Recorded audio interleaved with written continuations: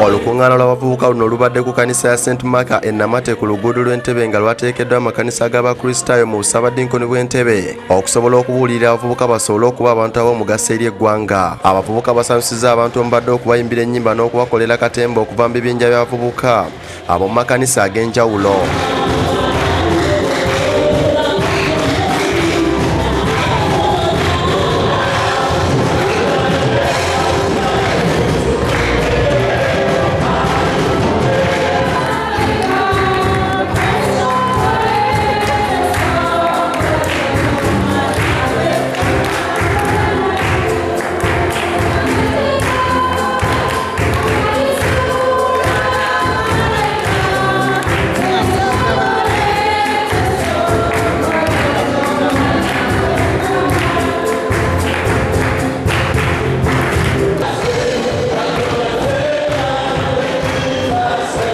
Lukulembeddwamu omusumba w'ekkanisa ya St. Apollo Kibeebulaya Reverend Kiwumulo Emmanuel nga ye coordinator w'abavubuka Entebbe. Ono wano wasinzidde n'akuutira abavubuka okwewala embeera embi yonna ebajja Katonda waabwe n'akubiriza abavubuka okusasulanga abaana abawala nga tebannabajjayo mu maka g'abakadde baabwe.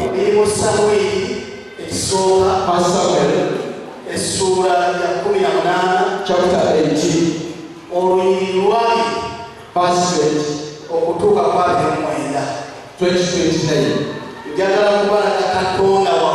I want to show you our way, how we fight. And when we personally fight for you,